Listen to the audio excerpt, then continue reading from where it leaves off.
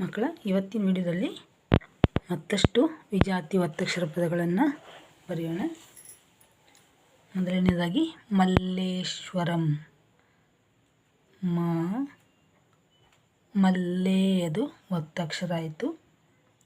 ಲೇ ಅದಕ್ಕೆ ಲಾವತ್ತು ಏನಾಯಿತು, ಮಲ್ಲೇ ಆಯಿತು. ಇದಕ್ಕೆ ದೀರ್ಘ ಕೊಟ್ಟರೆ ಮಲ್ಲೇ, ಶಗೆ ಒವತ್ತು ಮಲ್ಲೇಶ್ವರಂ. ಸಶಕ್ತ. ಶ ಕ ಬರ್ದೋದಕ್ಕೆ ತಾವತ್ತು ಸಶಕ್ತ. ರಾಷ್ಟ್ರದ. ಇಲ್ಲಿ ಎರಡು ಒತ್ತಕ್ಷರಗಳು ಬರುತ್ತೆ. ಮೊದಲನೇದಾಗಿ ಈಗ ಮೊದಲ ಉಚ್ಚಾರ ಯಾವುದಿದೆ, ಶ. ಈಗ ಇದಕ್ಕೆ ರಾಷ್ಟ್ರ ಟ ಮತ್ತು ರ ಉಚ್ಚಾರ ಬರ್ತಾಯಿದೆ. ಮುಂದಿನ ಅಕ್ಷರಗಳು ಒತ್ತಕ್ಷರಗಳನ್ನಾಗಿ ಬರಬೇಕು. ಷ್ಟ ಆಯಿತು, ಇದಕ್ಕೆ ರಾವತ್ತು. ಈಗ ಏನಾಯಿತು, ರಾಷ್ಟ್ರದ. ನಾಲ್ಕನೇದು ಸ್ಥಾನದಲ್ಲಿ. ಇದನ್ನು ಹೇಗೆ ಬರೆಯೋದು, ಸ ಇಲ್ಲಿ ಸ್ಥಾ ಅಂತ ಇದೆಯೋ ಅದರಿಂದ ಈ ರೀತಿ ಇದು ಮಹಾಪ್ರಾಣಾಕ್ಷರ ಸ್ಥಾ ನ ದಲ್ಲಿ, ಇಲ್ಲಿಗೆ ಲಾವತ್ತು ಸ್ಥಾನದಲ್ಲಿ. ಅರ್ಥೈಸುವುದು. ಈಗ ಅದನ್ನು ಹೇಗೆ ಬರೆಯೋದು, ಆಯಿತು. ಈಗ ಇಲ್ಲಿ ಅರ್ಕಾವತ್ತು ಬರುತ್ತೆ. ಅಂತ ಹೇಳ್ತಾ ಇದ್ದಿಲ್ಲ, ಅರ್ಥೈ. ಆದರೂ ನೀವು ರ ಉಚ್ಚಾರ ಅದರ ಮೊದಲ ಅಕ್ಷರ ಯಾವುದಿದೆ, ಥೈ. ಇದಾದ ನಂತರ ಅರ್ಕಾವತ್ತು. ಇದನ್ನು ಹೇಗೆ ಗೊತ್ತೀವಿ, ಅರ್ಥೈ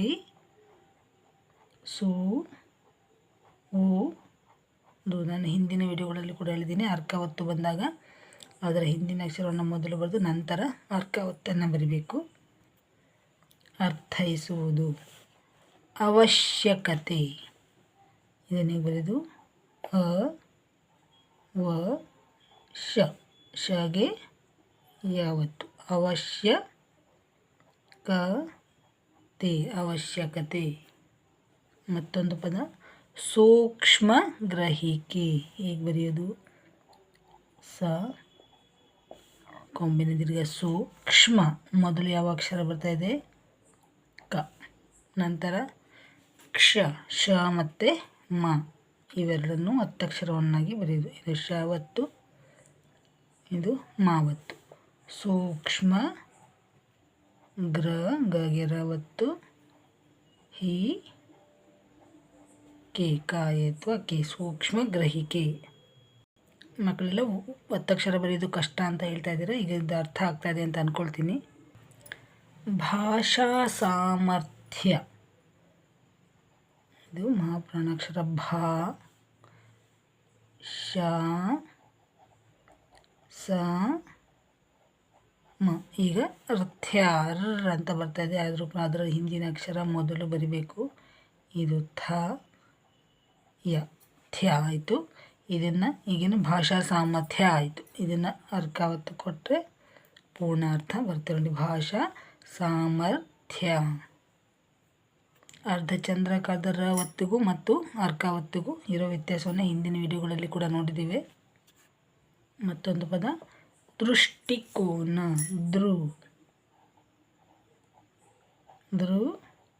ಇಲ್ಲಿ ಈ ಸ್ವರ ಉಚ್ಚಾರ ಏನಿದೆ ಈ ಇದೆ, ಆದ್ದರಿಂದ ನೀವಿಲ್ಲಿ ಗೂಡಿಸು ಕೊಡಬೇಕೇನಾಯಿತು, ದೃಷ್ಟಿ ಆಯಿತು. ಇದು ದೃಷ್ಟಿ ಮಾಡಬೇಕು ಅಂತಂದರೆ ಟಾವತ್ತು.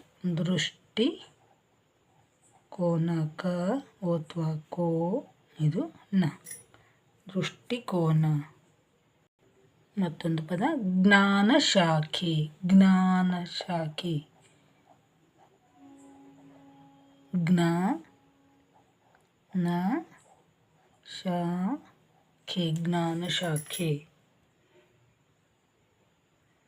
ಇವತ್ತಿಗೆ ಎಷ್ಟು ಸಾಕು. ಮತ್ತೆ ಮುಂದಿನ ವಿಡಿಯೋದಲ್ಲಿ ಭೇಟಿಯಾಗೋಣ. ಮಕ್ಕಳೇ, ನಿಮಗೆ ಇನ್ನೂ ಹೆಚ್ಚಿನ ವಿಡಿಯೋಗಳು ಬೇಕಾಗಿದ್ದರೆ ಡಿಸ್ಕ್ರಿಪ್ಷನ್ ನೋಡಿ. ಎಲ್ಲರಿಗೂ ಧನ್ಯವಾದಗಳು. ನಮಸ್ಕಾರ.